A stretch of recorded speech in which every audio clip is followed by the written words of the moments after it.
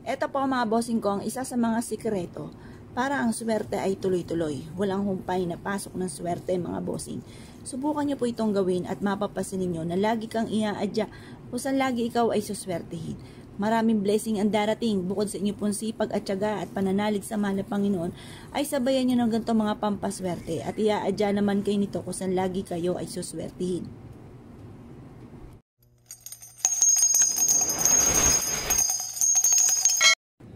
Para laging malaki ang inyo pong benta at lagi po kayo suswertehin, mas mainam mga bossing ko na gawin nyo po ito mga bossing ko bago umalis ng inyo pong tahanan. At ang dulot po nito ay swerte mga bossing. Kung kayo po ay isa sa mga negosyante at nais nyo po na magkaroon ng malaking benta, gawin nyo po ito bago umalis ng inyong tahanan tuwing umaga mga bossing. Or kaya po kapag kayo nasa mood, lalo-lalo na kapag ito ay Martes or Biyernes.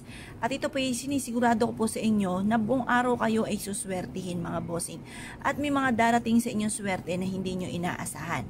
Ganito lang po ang inyo pong gagawin. Kumuha po kayo ng isang mangkukan na asin or isang platito. Yung mga lokal na asin lamang ang ating gagamitin para hindi ito masayang. Para po konting halaga lamang po ang inyo pong magagastos mga bossing. 20 pesos na asin sa palengke or sa bangketa sa may kariton ay napakarami na. Kaya yan na lang po inyo pong gagamitin.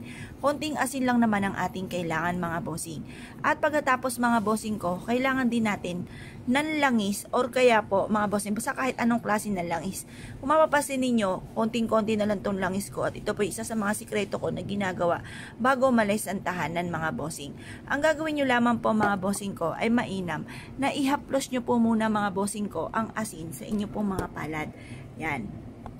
Kagaya po nito mga bossing. Ito po, ayusin lang natin mga bossing ko itong hawakan ko ng cellphone para mapakita natin ng maayos mga bossing.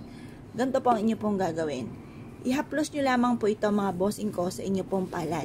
Alisin po muna natin ang mga negatibong enerhiya sa inyo pong palad na nagdudulot ng kamalasan sa araw-araw na ginagawa po ninyo ay parang lagi na lamang pong pansin po ninyo ay mailap ang swerte.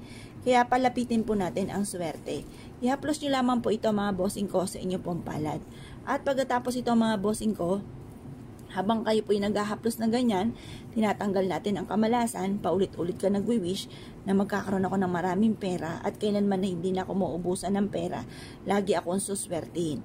Pagkatapos po niyan, kapag po ito ay naipahid nyo na mga bossing, kunin nyo po itong baby oil mga bossing ko at magpahid kayo sa inyong palad para manuot mga bossing ko, dumikit ang swerte mga bossing. Yan.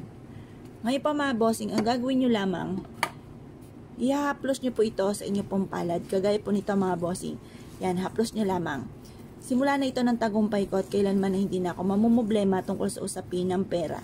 Ugaliin nyo po ito na gawin mga bossing ko at mapapansin nyo po mga bossing ko na instead na nagiging mailap sa inyong swerte ay mas higit kayo nalalapitan ng swerte at mapapansin niyo po na mas magiging magaan ang daloy ng pera. Bagamat nabibili nyo lahat ang mga pangangailangan at tunay namang nababawasan ng ating pera, ay may mga dumarating na hindi nyo inaasahan na solusyon kagad sa mga problema. Kaya mas mainam po mga bossing ko ay meron kayong mga ganitong mga pamamaraan upang sa ganon ay maiwasan nyo kung ano man ang mga matagal nyo nang pinoproblema mga bossing lalo na tungkol sa usapin ng pera. Ngayon pa mga bossing ko kayo po naniniwala, bago kayo umalis ng inyong tahanan, ay mainam na subukan nyo po muna itong gawin. Kaya kung kayo po naniniwala at naisip po itong gawin, ay siya mga bossing, good luck po sa inyo po lahat.